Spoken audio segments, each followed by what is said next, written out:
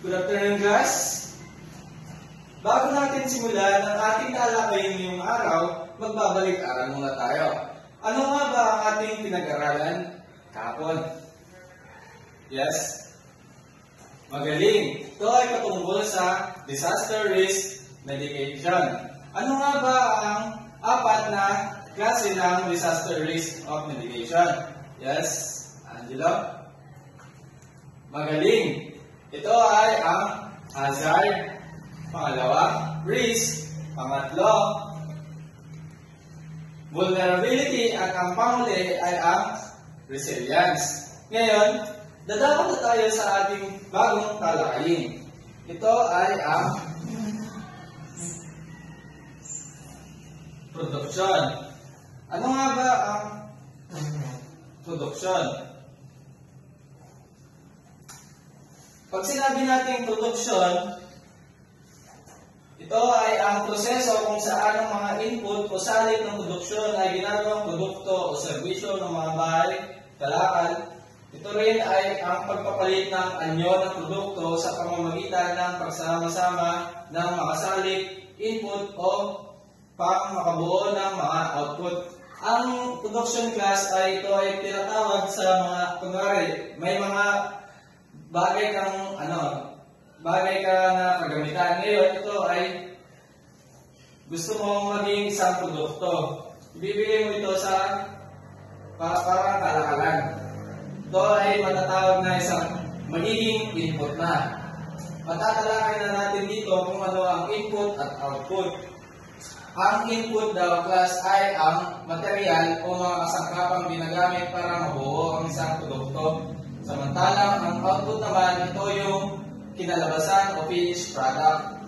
Yung input class ay, pinaka-simple word niya ay ang kung ano yung mga kagamitan na ginamit. Example na is yung mga machine or mga kung ano mga bagay na ginamit mo para mabuo yung produkto mo. Ngayon, yung output naman is ito yung kinalabasan na kung saan ginamit mo yung input.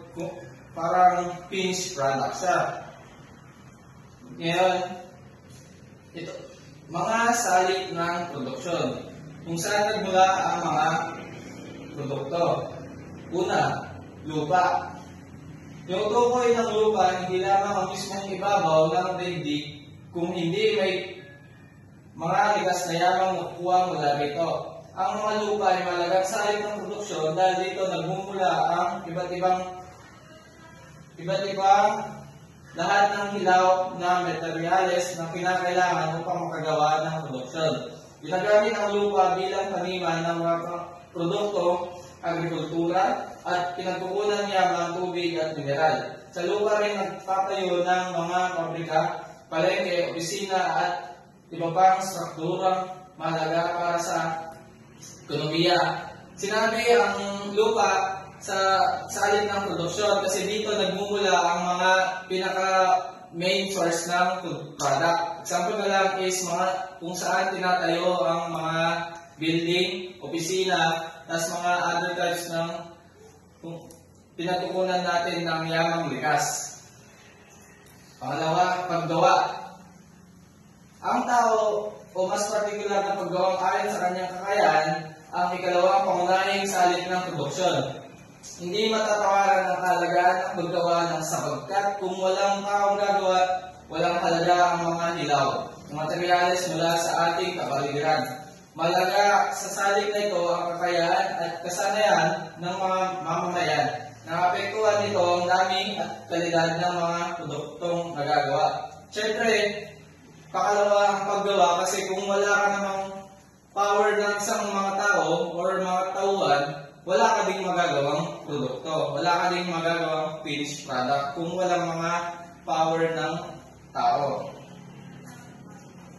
Pangatlo, kapital. Kakambal ng paggawa ay ang kapital. Tulad ng nabanggit na sa naunang aralin, tutukoy ng kapital ang mga gawang tao na ginagamit din muli upang makagawa ng iba pang produkto o serbisyo. Kasama na rito ang mga makina, opisina at paggawaan. Sa capital class is ito na yung mga makina, opisina at mga pagawaan na. Ang apat, entrepreneurship.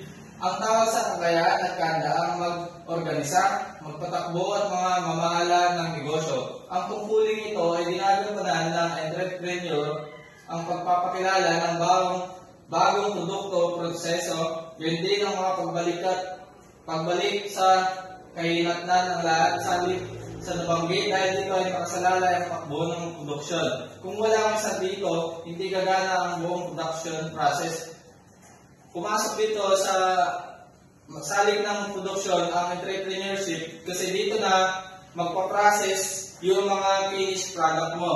Dito na parang iikot. Naintindihan niyo ba ang ating talakayin ngayong araw? Magaling! Ano nga ba ang kapital? Victor?